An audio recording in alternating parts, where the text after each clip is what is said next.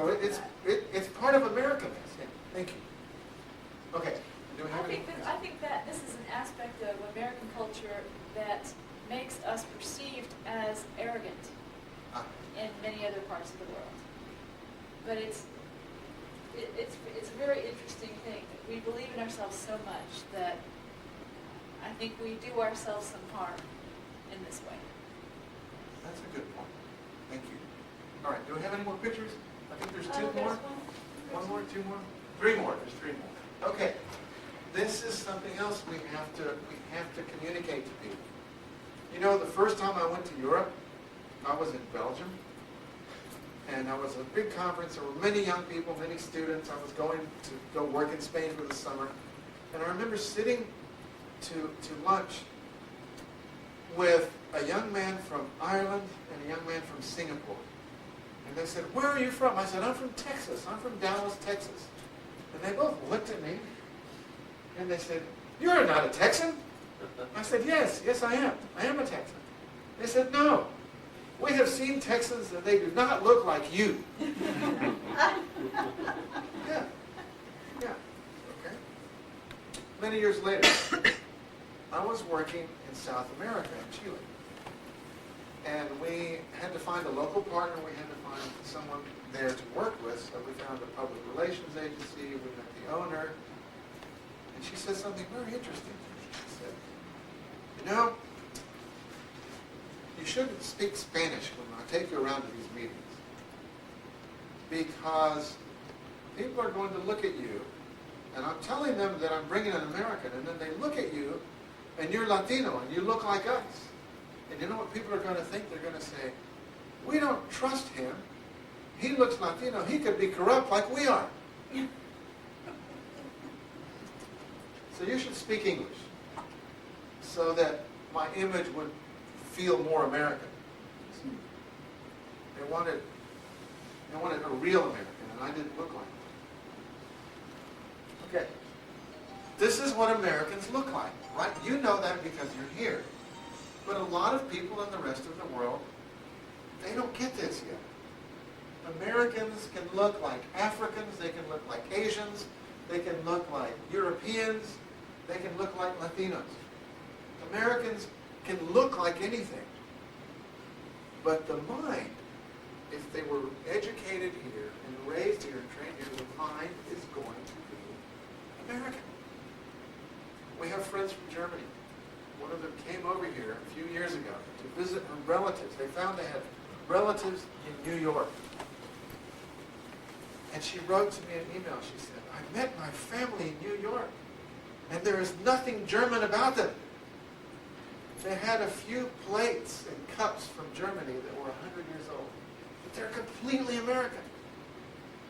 That's what happens. Okay, let's go.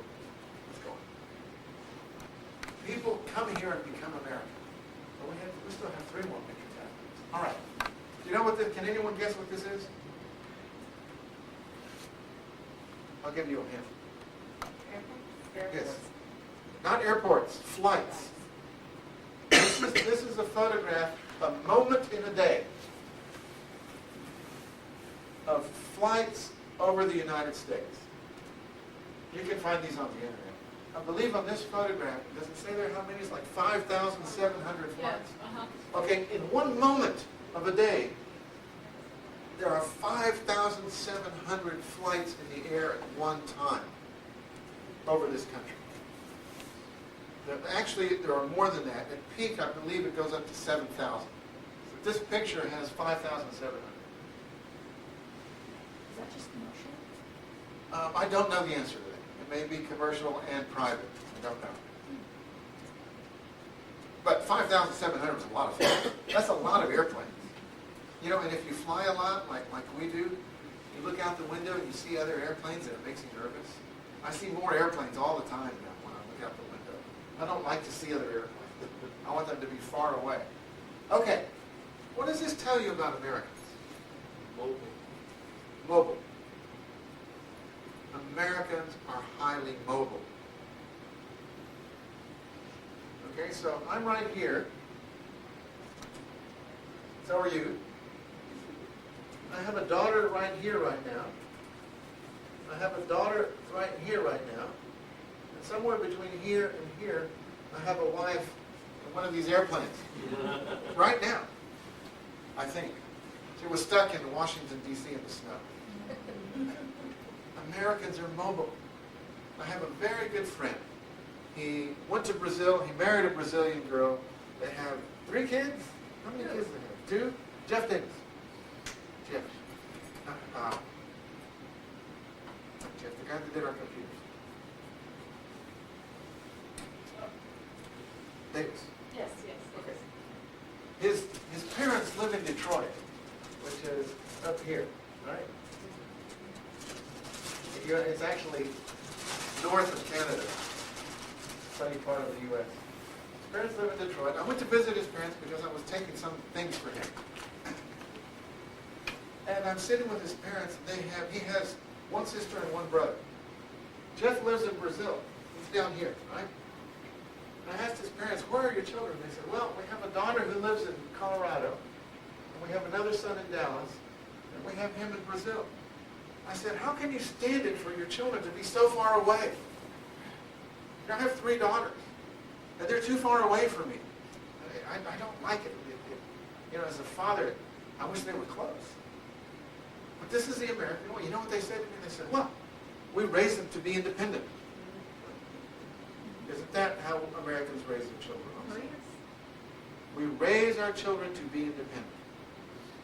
And Americans live and move and travel everywhere, except outside the U.S., of course, because many do not have passports.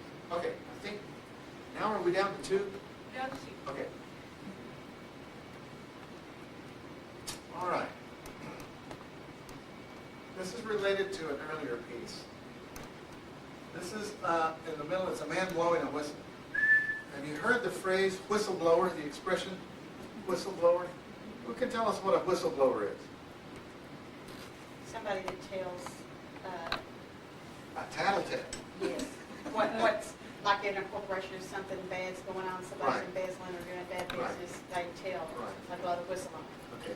Blowing the whistle. Who watched the Super Bowl yesterday? Okay. I didn't either. In our sporting games, basketball, football, soccer, football, the judge has whistles. And when something is wrong, the judge blows the whistle. We have laws in this country to protect people who blow the whistle. My mother worked with a man, and he was fired from his company. It was an oil company right here in Dallas. The man made a court case. He made a lawsuit against the company for what's called wrongful termination. They were wrong when they fired him. He went to court, and he won. The judge and the jury, they said, yes, you're right, the company was wrong to fire you, and they punished the company. This is called whistleblowing. When something is wrong, there's a whistleblower. Sometimes people that blow the whistle, they get revenge on them, right? The company or someone else does something bad to them. Because human beings are that way, and human beings everywhere, we have laws in this country that protect the whistleblower.